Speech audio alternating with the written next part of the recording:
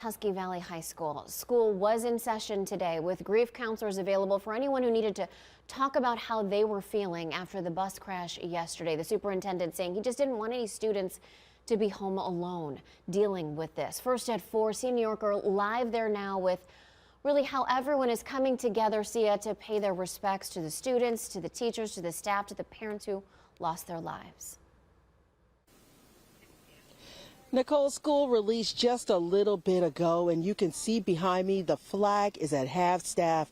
All day long, we watched as people went there to that table where there are photos. They laid down flowers to pay respects to those victims. As students arrived at Tusky Valley this morning for school, many of them embraced and consoled one another before going into the building after a tough, tragic Tuesday morning. Semi hit the back of the bus. A charter bus carrying students from the high school was rear-ended by a semi-truck on I-70 in Licking County and caught fire, killing 6 people. 3 of the deceased were students: 15-year-old Caitlin Owens, 18-year-old John Mosley, and 18-year-old Jeffrey Worrell. The community is devastated at this loss, and a memorial grows to remember all of them right in front of the school, where people have been dropping off flowers. 19 news cameras rolling as therapy dogs were spotted on campus to help the students cope. Several of the students told us they were too devastated to talk at this time about their classmates, but they were keeping them in mind.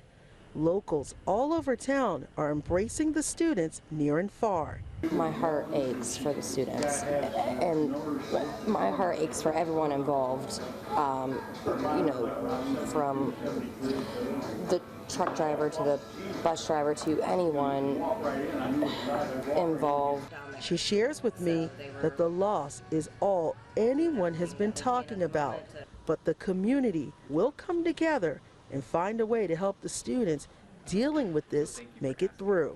Thoughts and prayers are for so many right now. And as I've talked to a few friends who are very close to those who lost someone, if you need anything, reach out. Like I said, this is a very small-knit community, and we're here to help any way we can. Again, there's still so much to process, especially with those 20 other people who were injured in this horrific crash. There were grief counselors and pastors here on site to help all of the students cope through this. We'll keep you updated in the upcoming days. Reporting live here in Tuscarawas County, Sia New Yorker, 19 News.